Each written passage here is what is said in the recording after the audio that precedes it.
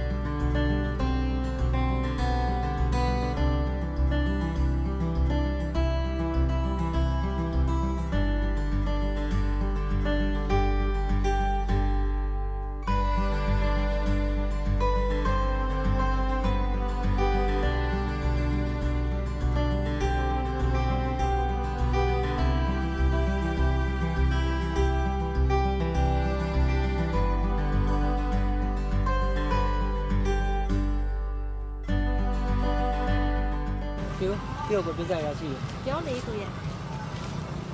ပြေကိုရမ်းရှိတယ် ။ဟာ။ကျမရှိမချစ်နိုင်ဘူး။ရှင်မမဟုတ်တခြားဘယ်ယောက်ျားလေးမှကျမမချစ်နိုင်ဘူး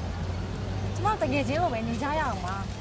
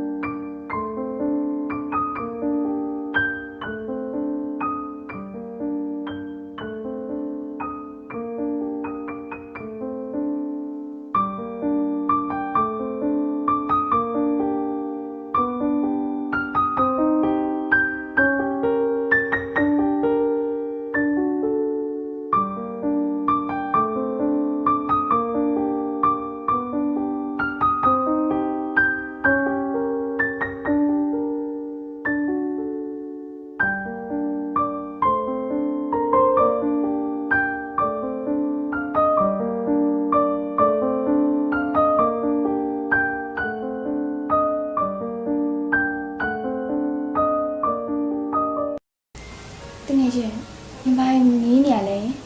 ညီမဘာစိတ်ညစ်စရာရှိလို့လဲငါ့ကိုပြောလေငါဘာမှမတွေးပြီးတော့အလိုလိုဝမ်းနေလာလို့ပါနေရောရှင်းငါငါ့ကိုချစ်တယ်လို့ပြောရဟာဒါပေမဲ့ငါညင်းလိုက်တယ်ကိုချစ်တဲ့လူတယောက်ကိုမြင်လိုက်ရတဲ့အခါခစားရလို့တကယ်ချင်းနာနာလေးပဲတကယ်ချင်း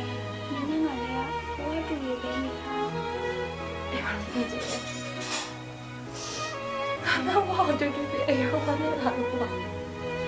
မရှိပါလေကဘာမှအောင်နေပါနဲ့ဒီနာမငါမြင်ရှိတယ်နော်အဲ့ပါတကယ်ချင်းနော်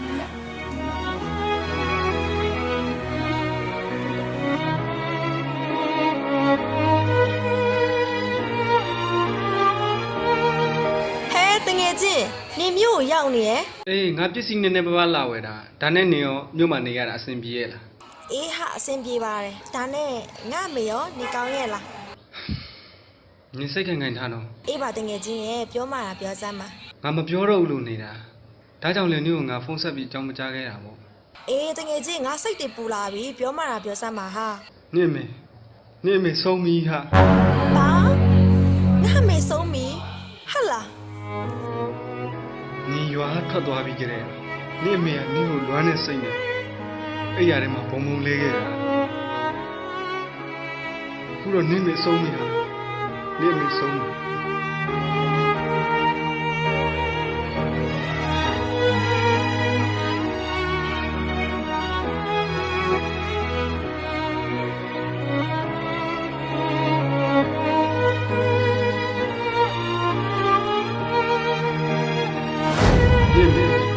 你没送米哈？